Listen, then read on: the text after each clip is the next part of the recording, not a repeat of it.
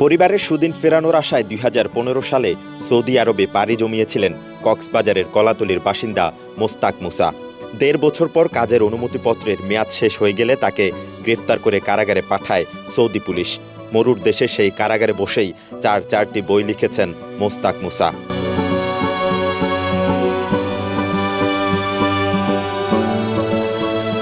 মরুর বুকে ৩ মাসের বন্দি জীবনে মুসা একে একে লিখেন গল্পের বই দ্বিতীয় জীবন, উপন্যাস পুনর্জন্ম ও অপরাধী আর কাব্যগ্রন্থ প্রিয়তমা। ২০১৭ সালে দেশে ফিরে প্রকাশ করেন সেসব বই।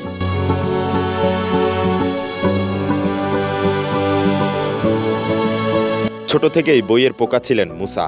নজরুল, রবীন্দ্র আর বন্দে আলী মিয়ার কবিতা পড়ে স্বপ্ন দেখেন বড় হয়ে কবি হওয়ার। মূলত সাগর, পাহাড়, নদী, ঝর্ণা, দ্বীপ সুশোভিত জেলার নান্দনিক প্রাকৃতিক পরিবেশেই সাহিত্যমুখী করে তোলেন তাকে। ছোটকাল থেকেই আমার বই পড়ার নেশা। যখন আমি প্রাইমারিতে পড়তাম তখন আমার এই কাজী নজরুল ইসলাম, কবি জসিমউদ্দিন, রবীন্দ্রনাথ ঠাকুর, বন্দে আলী মিয়া এদের কবিতা পড়ে আমার খুব ভালো লাগতো। তখন থেকে আমি স্বপ্ন বুনতাম যে আমি একদিন লেখালেখি করব।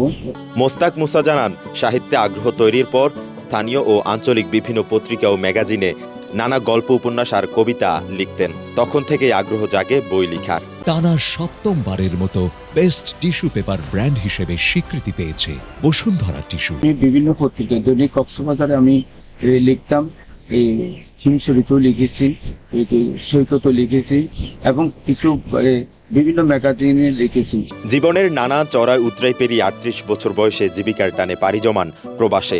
ব্যস্ত প্রবাস জীবনে ফুসরত জুটে সেই কারাগারেই। সেখানে বসেই প্রথম থেকে শুরু করেন বই লেখার কাজ।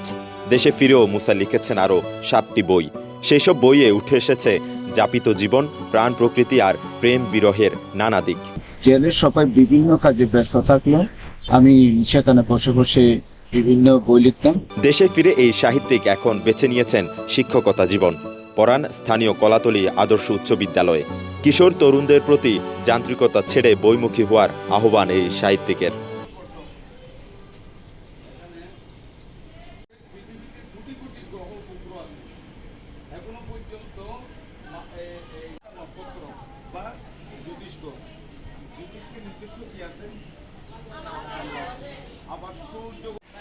কক্সবাজার থেকে আরজ ফারুকের পাঠানো তথ্যচিত্রে ডেস্ক রিপোর্ট, কালের কণ্ঠ।